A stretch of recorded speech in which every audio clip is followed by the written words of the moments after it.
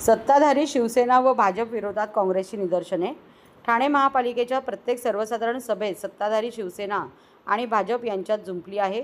मात्र यामुळे विकास कामे खोळंबली असून जनता यात भरडली जात आहे। महासभेत सत्ताधाऱ्यांनी केलेल्या गोंधळाचा निषेध करण्यासाठी आज ठाणे काँग्रेसच्या वतीने पालिका मुख्यालयासमोर शहर अध्यक्ष विक्रांत चव्हाण यांच्या नेतृत्वाखाली निदर्शने करण्यात आली। मागील आठवड्यात झालेल्या ठाणे महापालिकेच्या सर्वसाधारण सभेत सत्ताधारी शिवसेना आणि भाजप यांच्यात चकमक उडून महासभा आटोपण्यात आली। तब्बल 3 वर्षांनी ठाणे महापालिकेचे सभागृह अस्तित्वात आले आहे। प्रशासकीय कारकिर्दीत सर्वसामान्य ठाणेकरांची कामे खोळंबली होती असा लोकप्रतिनिधींचा आरोप होता। मात्र आता सभागृह स्थापन झाल्यानंतर लोकांची कामे करण्याचे सोडून प्रश्नांवर चर्चा करायचे सोडून शिवसेना व भाजप हे भांडण्याचे नाटक करत 5 मिनिटात विषय मंजूर करत असल्याची टीका विक्रांत चव्हाण यांनी केली। सत्ताधाऱ्यांच्या या खेळीमुळे नवीन नगरसेवकांना चर्चा करता येत नाही, आपल्या प्रभागातील विषय मांडता येत नाही। आज स्थायी समिती, विशेष समिती, प्रभाग समित्या असून स्थापन झालेल्या नाही, त्यामुळे पुन्हा अशाच प्रकारे गोंधळ कारभार सुरू असून विकासाला खीळ बसली आहे। याच कारणामुळे आज काँग्रेसने हिंदी चीनी भाई भाई, भाजपा शिवसेना मिलके खाई अशी घोषणा देत आंदोलन केल्याची माहिती विक्रांत चव्हाण यांनी दिली। 29 फेब्रुवारी 1988 मध्ये ही नियमावली मंजूर झालेली आहे, कामकाज नियमावली। आणि दुर्दैव हे आहे की दिघे साहेब जिवंत होते तोपर्यंत हे महासभा, हे सभागृह, हे प्रशासन काँग्रेसच्या काळामध्ये 1992 पर्यंत, तसंच दिघे साहेब जिवंत असेपर्यंत व्यवस्थित चाललं होतं। मात्र जसे दिघे साहेब गेले तसे यांनी बाजार मांडलेला आहे। प्रत्येक महासभेला तुम्ही बघाल ही नियमावली डावलून, याचं कामकाज कसं करावं हे डावलून गोंधळामध्ये विषय मंजूर केले जातात। वास्तविक 3-4 वर्ष प्रशासक बसलेला असताना सगळे नगरसेवक हवालदिल झालेले होते, सगळे लोकप्रतिनिधी हवालदिल झालेले होते। आणि आता 2025 साली 26 साली ही महासभा स्थापन झाल्यानंतर, महापालिका स्थापन झाल्यानंतर यांना जनतेची चाड नाही। जनतेचे अनेक प्रश्न प्रशासकाच्या काळामध्ये प्रलंबित होते। वास्तविक महासभा स्थापन झाल्यानंतर, महापालिका स्थापन झाल्यानंतर जे जनतेचे प्रश्न आहेत रस्त्यावरती उतरून सभागृहात चर्चा करून त्या जे योग्य विषय आहेत ते मंजूर करून, जे अयोग्य विषय आहेत ते नामंजूर करून यांनी प्रशासनावरती चाप बसवायला पाहिजे होता।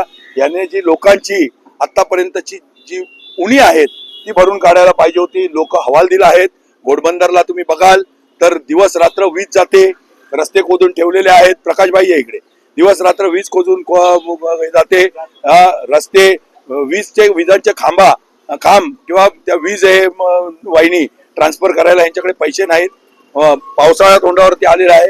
तुम्ही बघाल की स्टेडियम मुंबऱ्याचं किंवा ठाण्याचं स्टेडियम हे महापालिकेचं आहे, परंतु असे विषय आणलेले आहेत की त्या हायवे खालचा जो भाग आहे तो MMRDAचा आहे, हायवेचा आहे आणि तिथे महापालिका खर्च करते आणि महापालिकेने भाड्याने देण्यासाठी तो विषय, वास्तविक हा अधिकार महापालिकेला नाही।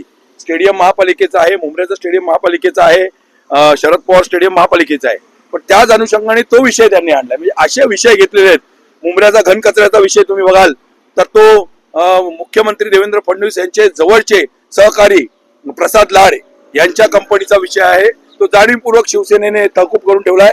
वास्तविक त्या विषयात सुद्धा अनेक उणिवा आहेत, अनेक भ्रष्टाचाराचे मुद्दे आहेत, बरेच मुद्दे त्या सभागृहातील विषयांमध्ये होते आणि त्या विषयांवरती नवीन आलेले नगरसेवक, नवीन आलेल्या मुली, शिकलेले नगरसेवक नवीन आलेले यांना चर्चा करायची होती आणि यांना चर्चा करता येऊ नये, हे विषय रेटून न्यावे म्हणून हा गोंधळ घालण्यात आला। संध्याकाळपर्यंत ही चालवण्यात आली ही महासभा लक्षवेधीच्या नावाने आणि संध्याकाळी 6 वाजता मंजूर केले। त्याच्या पलीकडे जाऊन जनगण जबरदस्ती म्हणलं गेलं। तुम्ही बघाल कालच्या विषय पत्रिकेमध्ये 5 तारखेच्या आयत्या वेळेचे विषय मागच्या महासभेत घेतलेले होते। ते विषय जर तुम्ही बघाल तर मस्के साहेबांनी 9 कोटी रुपयाची तरतूद केलेली, 9 कोटी रुपये मस्के साहेबांनी शिफारस केली म्हणून 9 कोटी रुपयाची तरतूद, विविध स्थापत्य कामांचा पत्ता नाही, स्थापत्य कामांचे एस्टिमेट्स बनवलेले नाही। केवळ नुसतं आयत्या वेळेचे विषय घेऊन असे गंडवायला, पब्लिकची दिशाभूल करण्यासाठी या सभागृहामध्ये या लोकांनी घाबरून ही युती केलेली होती। विरोधकांना घाबरून यांनी युती केलेली होती. भाजप शिवसेनेने उभाटाला, काँग्रेसला, राष्ट्रवादीला घाबरून यांनी युती केली आणि युती झाल्यानंतर एकत्र आल्यानंतर सुद्धा तुम्ही बघाल तर एकत्र येऊन हिंदी चीनी भाई भाई मिलके पैसा खाय मिलके मलाई खाय अशी ही पद्धत त्यांची आता सुरू झालेली आहे. तुम्ही कृष्णा पाटील बघाल, कृष्णा पाटील जो बोलणारा माणूस आहे त्याला त्या निरंजन डावकरेने नेऊन उपमहापौर पदाच्या खुर्चीवर बसवला म्हणजे त्याने बोलू नये. त्यांनी बोलू नये. जगदाळे काकांच्या गळ्यात घंटा घालून टाकली. जगदाळे काका आपले जगदाळे साहेब सभागृह नेते झाले. वास्तविक देवराम भोईर काका, जगदाळे साहेब, जगदाळे काका आणि संजय भोईर असतील किंवा नजीब मुल्ला असतील यांच्याकडनं आम्हाला ही अपेक्षा नाही. कमीत कमी हे सिनियर नगरसेवक आहेत, माझ्यापेक्षा सिनियर नगरसेवक आहेत. यांनी वास्तविक इथे सभागृहामध्ये समतोल साधून, पिंपळकर ताई आमची शर्मिला ही रोहितची बायको ही सुद्धा दोनदा नगरसेवक झालेले आहे, पवन कदम चारदा झालेले. त्यांनी अशा प्रकारे गोंधळ घालून असे विषय जर मंजूर करतील आणि भ्रष्टाचाराला जर खतपाणी घालतील तर ते चुकीचं आहे. काँग्रेस जरी आज सभागृहात नसली तरी ज्या ज्या वेळेस सत्ताधारी चुका करतील तेव्हा काँग्रेस रस्त्यावरती उतरून हा दबाव कायम ठेवणार. काँग्रेस यांच्यावरती पुढच्या महासभेमध्ये आतच बसून राहणार सगळे काँग्रेसचे कार्यकर्ते. हे कामकाज कसं चालतंय आणि प्रधान सचिवांनी सुद्धा नाराजी व्यक्त केली, फडणवीसांनी सुद्धा नाराजी व्यक्त केली, शिंदे साहेबांनी सुद्धा नाराजी व्यक्त केली. आम्ही हे सगळे विषय घेऊन प्रधान सचिवांकडे जाणार आहोत, शासनाकडे जाणार आहोत, माननीय उच्च न्यायालयात जाणार की महासभा रद्द करून या महासभेतले जे विषय आहेत ते पुन्हा नव्याने घेऊन याच्यामध्ये आणि प्रशासनाने जे चुकीचे विषय आणलेले आहेत की यांनी चुकीच्या पद्धतीने जे विषय मंजूर केले ज्याच्यामध्ये भ्रष्टाचाराचा कुठेतरी दुर्गंध येतो, हे हायवे खालचं कोर्ट असेल किंवा अनेक विषय असे आहेत की ज्याच्यामध्ये थांगपत्ता नाही, एस्टिमेटचा थांगपत्ता नाही, एस्टिमेट दिलेले नाहीत. 25% आता पावसाळ्यामध्ये खड्डे पडणार त्याचं एस्टिमेट आधीच बनवलंय. आता पावसाळ्यामध्ये 25 लाखाचे खड्डे पडणार की 1 कोटीचे खड्डे पडणार. यांना म्हणजे ही एक फार्स आहे.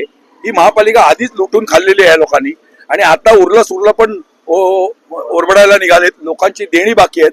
ही नियमावली मंजूर असताना ह्या नियमावलीप्रमाणे जर कामकाज चालत नसेल तर 100% जनहिताच्या मार्गातून आणि आंदोलनाच्या मार्गातून आम्ही ही महापालिका बरखास्त करण्याच्या दृष्टिकोनातून पावलं उचलणार. नक्कीच महापालिका